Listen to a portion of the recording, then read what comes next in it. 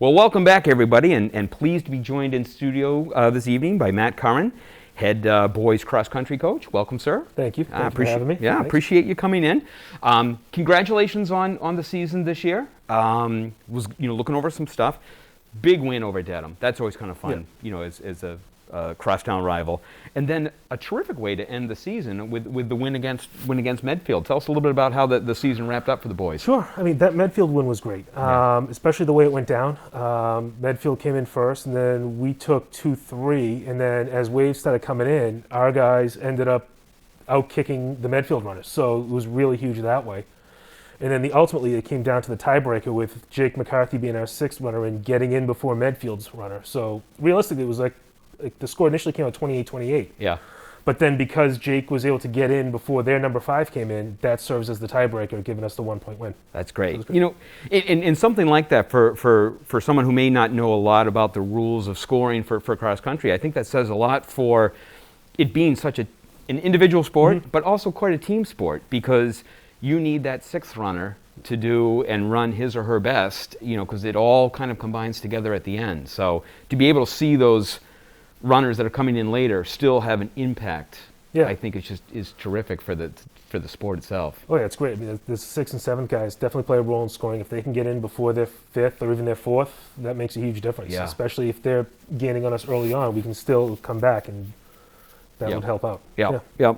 We've had a number of folks in studio and talking with everybody about the changes, obviously, that happened this year. And field hockey, for example, had less players allowed on the field at the time. Soccer had rules about headers and throw-ins taken out. Your sport was not immune to changes to the COVID. What sort of rules did the MIAA implement for you guys this year? For one, the rosters for us were limited. So we were limited to 20 kids on the roster. At any time, we could have 20 kids running in a meet, so there'd be only 40 there.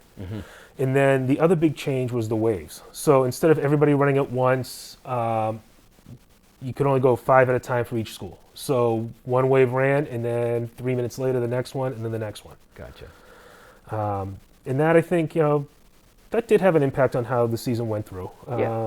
Yeah, you mean everyone had to modify to coaching styles and whatnot, and so in terms of the waves and starting people at different times, did you find yourself having to modify the way you either ran practices or set up for the meets? It was more set up for the meets, just trying to figure out who would go which wave, because as you're going in from wave 2, you're not sure where you are compared to the rest of the meet. Sure. So particularly for our team, where we did, we were more solid from like 1 to 10, as opposed to having, like most schools would have 1 or 2 studs and then everybody else. Well, we were more, the gap between 1 and 10 wasn't that great. So we really had to rely on 6, 7, 8 coming in. Yep. And now with 6, 7, 8 probably being stronger than their 6, they're not sure where the race was. So for them, for those kids in particular, that tried to be more of a challenge, because you had to push a little more, but also not know when you had to back off, if that makes sense. Yeah, well, I mean, and that's interesting, because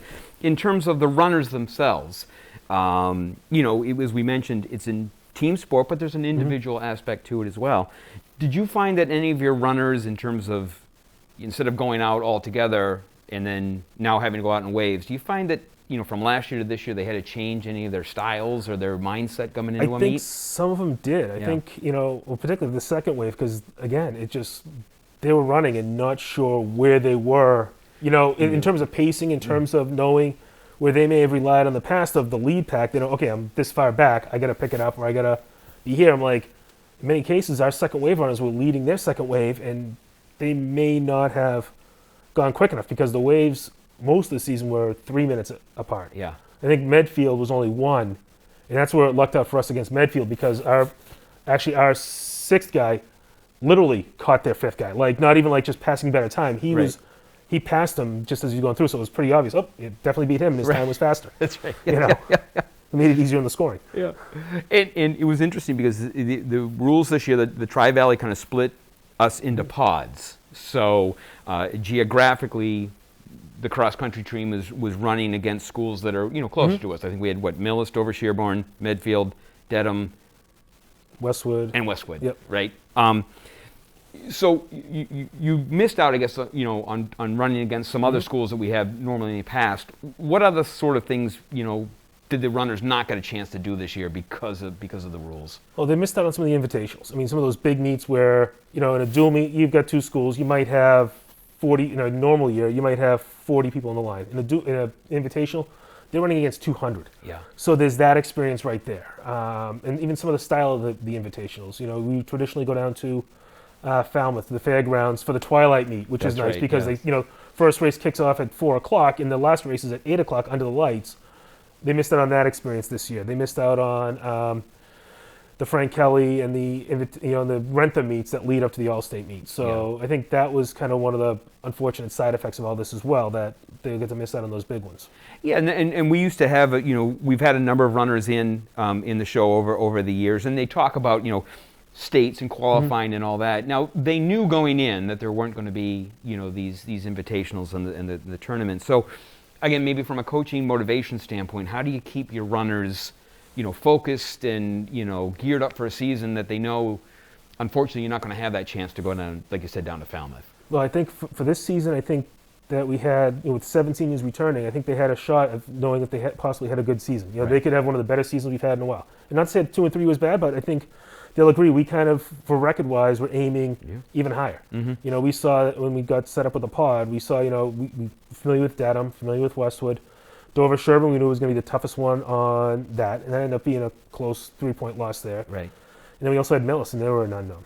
Yeah. So I think that motivation kept their focus because the roster was kept solid. I mean, there was nobody that dropped off. You didn't lose anybody from beginning to end. Yeah. So it was a good sign. That's a great sign. Yeah. That's a great sign. And, you mentioned you have 7 seniors that the squad will be losing.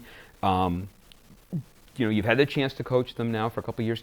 Tell me, some of these memories that these guys have had that, as they kind of contributed to the growth of this program. Well, this is for me, now being the 4th year, this is my first full class. Okay, so that's something, for me, having 4 years in, yes, I've been a track coach here for 20-some-odd years, but cross-country only 4. Mm-hmm. So for them to be my first class in my first 4-year class, that's something for them. And to have 7 of them go through, if you can get 7 members of a class go through a year, you're ending with 30 kids in the roster in normal times.